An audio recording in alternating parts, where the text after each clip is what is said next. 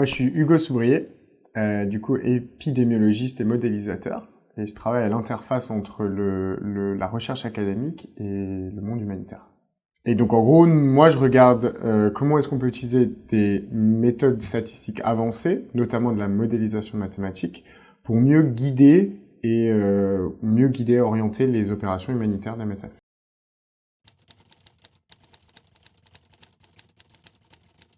Déjà, la modélisation, c'est un gros terme, donc ça englobe plein de choses. Mais on va dire que la modélisation que je fais le plus, c'est donc la modélisation de la transmission des maladies infectieuses. Pour ça, ce qu'on va faire, c'est qu'on va écrire des équations, okay, qui permettent de répliquer comment une maladie va se répandre dans une population. Okay. Et donc avec ça, je vais pouvoir répliquer la courbe épidémiologique, cette fameuse courbe qu'on a vue plein de fois sur le Covid, voilà, le nombre de cas sur le temps. Une fois que j'ai réussi à répliquer cette courbe avec mes équations, ben, je vais pouvoir en fait changer certains paramètres, le nombre de personnes qui sont exposées, l'efficacité d'un vaccin, les délais entre être vacciné et avoir la maladie. Je peux changer beaucoup de ces paramètres pour ensuite voir comment la courbe évolue et si j'arrive à écraser ou pas la courbe.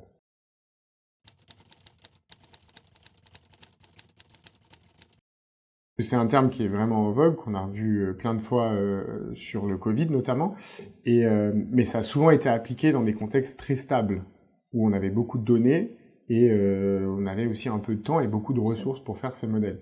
Moi, la question à laquelle j'essaie de répondre, c'est justement ça. Est-ce que ces modèles-là, ils ont leur application dans des contextes de crise comme MSF?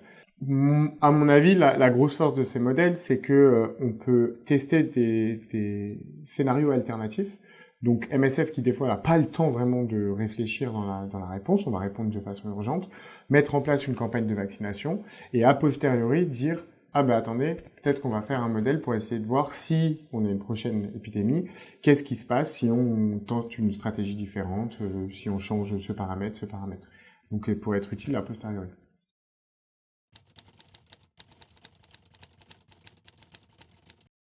J'ai deux grosses maladies sur lesquelles j'ai travaillé, beaucoup sur la maladie à virus Ebola au Congo, en RDC, et la deuxième partie de mon doctorat sera par contre au Sud-Soudan sur l'hépatite E.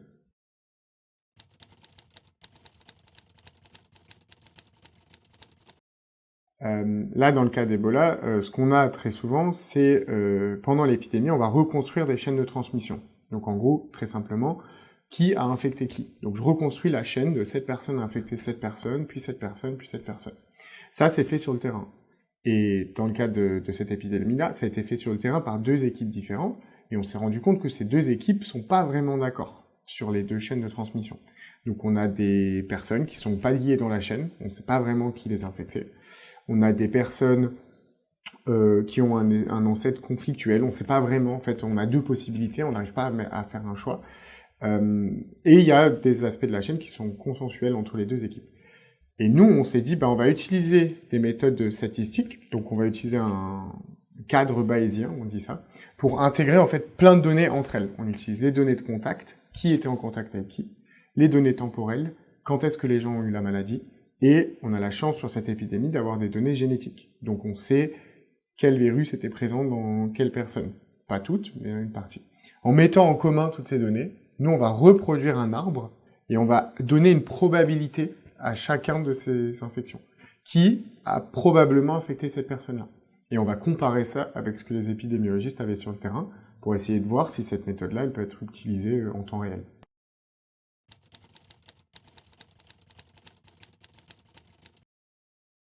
Déjà, moi, la première application que je vois, c'est de la rapidité. Ça permet, en fait, en passant très rapidement les données de contact, les données temporelles, sans même considérer pour le moment la génétique, on se rend compte qu'en fait, on réplique très rapidement ce que les épidémiologistes avaient déjà trouvé.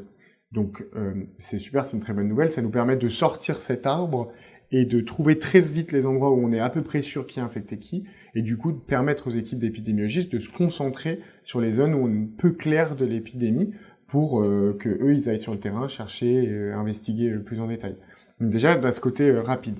Maintenant, ce qui est encore plus beau, c'est quand on ajoute la génétique, on gagne vraiment en confiance sur certains événements d'infection, et du coup, on doit finir encore les résultats, mais on espère que cette génétique, elle va apporter vraiment de la certitude sur certains de ces événements d'infection, et donc en fait on va pouvoir trouver encore plus facilement qui est infecté qui, sans hésiter. Pour ça, par contre, on a un vrai problème, c'est les données génétiques. Il faut qu'elles viennent rapidement et de bonne qualité pendant une épidémie. Ces arbres de transmission, ils sont super importants pour une épidémie d'Ebola. Ils permettent très vite, nous, de quantifier en fait quels sont le type de contacts qui drive en fait toute l'épidémie. Très vite d'identifier les gens qui contaminent de façon anormalement élevée pour aller chercher tous leurs contacts et très vite les isoler ou au moins les suivre. Donc comme il y a tout cet aspect vraiment contact tracing, on dit en anglais, où on doit chercher les contacts de tous nos cas, en fait reconstruire l'arbre, ça nous permet de savoir en fait ce qui est en train de se passer, la direction que l'épidémie prend, et de mieux la suivre.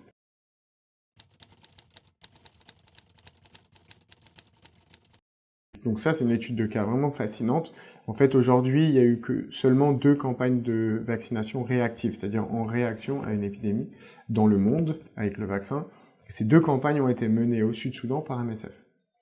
L'idée, c'est de comprendre, d'abord, dans un premier temps, comment MSF a pris ces décisions, pourquoi est-ce qu'on a fait ces campagnes de vaccination, sur la base de quelle évidence on s'est appuyé, est-ce que c'est des données épidémiologiques, est-ce que c'est des données de sécurité, est-ce que c'est des données logistiques, financières, en termes de doses de vaccins, essayer de comprendre vraiment tout ce qui a été pris en compte par la chaîne décisionnelle d'MSF pour mettre en place ces stratégies de vaccination dans 2 épidémies assez différentes ou avec des stratégies différentes.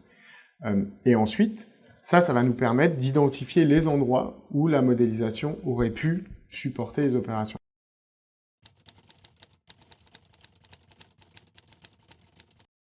Le gros travail qui a été fait à Epicentre, mais aussi à MSF, en fait, je parle au passé maintenant, qui est en train d'être fait depuis des années, c'est ce travail de comment mieux récolter la donnée sur le terrain, mieux la standardiser à travers toutes les sections d'MSF et tous les différents projets, pour s'assurer qu'on ait une collecte de données de bonne qualité, de façon efficace et assez rapide, pour qu'ensuite on puisse faire ce modèle. Mais en fait, si tout ce travail-là, il n'est pas fait en amont, ça sert à rien.